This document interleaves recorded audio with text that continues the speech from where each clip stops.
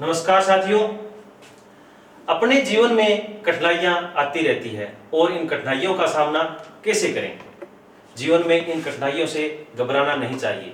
मैं आपको एक छोटी सी कहानी के द्वारा बताता हूं कि कठिनाइयों का सामना हम किस प्रकार कर सकते हैं। एक बार एक मूर्तिकार कहीं जंगल से जा रहा था। मूर्तिकार को चलते चलते रास्ते में एक पत्थर मिला।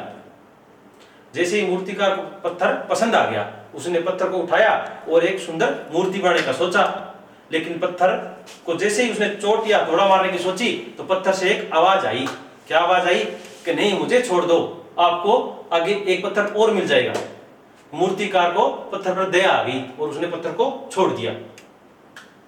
तो मूर्तिकार जैसे ही आगे बढ़ता जा रहा था तो उसे दूसरे में एक और सुंदर पत्थर दिखाई दिया। तो मूर्तिकार ने उसे उठाया और अपनी मूर्ति के लिए उस पर हथौड़े चलाने लगा। धीरे धीरे एक दो दिन मेहनत कर बहुत ही सुंदर मूर्ति तैयार हो गई।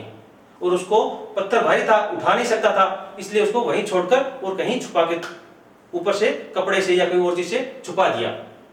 धीरे धीरे करता मूर्तिकार अगले गांव में चला गया। उस गांव के अंदर क्या था, एक मंदिर बनके तैयार हुआ था। और जैसे ही मूर्तिकार को देखा तो वो बोले कि मूर्तिकार जी, आप हमें भी एक सुंदर मूर्ति बना के दीजिए ताकि हम इसको मंदिर में लगा सकें। तो मूर्तिकार को अपना पत्थर वाली मूर्ति याद आ गई। वो बोला, इस पास ही के जंगल में मैंने एक मूर्ति बनाकर छोड़ी हुई है, आप ऐसे ऐसे जाना रास्ते पे और आगे आपको मूर्ति मिलेगी, आप ले आना। गांव वाले 3-4 गए और उस मूर्ति को उठाकर ले आए। बहुत ही सुंदर मूर्ति थी और उसको मंदिर में स्थापित कर दिया। और पूरा सिस्टम मंदिर का सेट होने के बाद जैसे ही पूजा अर्चना होने लगी तो पंडित जी बोले कि एक नारियल को तोड़ने के लिए पत्थर और लाओ। तो पत्थर का दूसरे पत्थर का नाम आते ही तो मूर्तिकार ने बताया कि जहां से आप ये पत्थर मूर्ति उठा के लाए हो उसके पास ही एक पत्थर और पड़ा है, थोड़ा आगे चलना। तो गांव वाले 2-3 जने गए और वो पत्थर उठाकर ले आए। उसको नारियल फोड़ने के लिए मूर्ति के आगे सेट कर दिया। मूर्ति की पूजा अर्चना होने लगी और उस पत्थर पर नारियल फोड़ने लगे।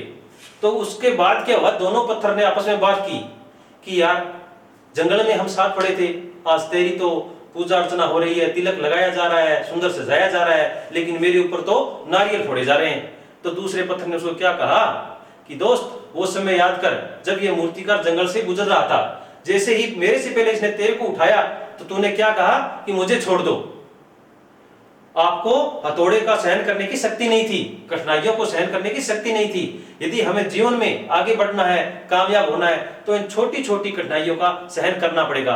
क्या पता ईश्वर ने ये बाधाएं हमें सुंदर मूर्ति बनाने के लिए दी हो, हमारे ऊपर भी यही प्रयोग हो रहा हो, क्योंकि हमारा मूर्तिकार ईश्वर है और ईश्वर हम पर प्रयोग करते रहते हैं। तो जैसे ही छोटी छोटी बाधाएं आए, कठिनाई आए, तो इनसे घबराना नहीं। ये कठिनाइयां एक बार तो आएगी, हम इसका सामना करेंगे तो हमें और भी सुंदर मूर्ति या भगवान हमें और भी सुंदर प्रतिभा बनाएगा, जिसकी चारों तरफ प्रशंसा होगी।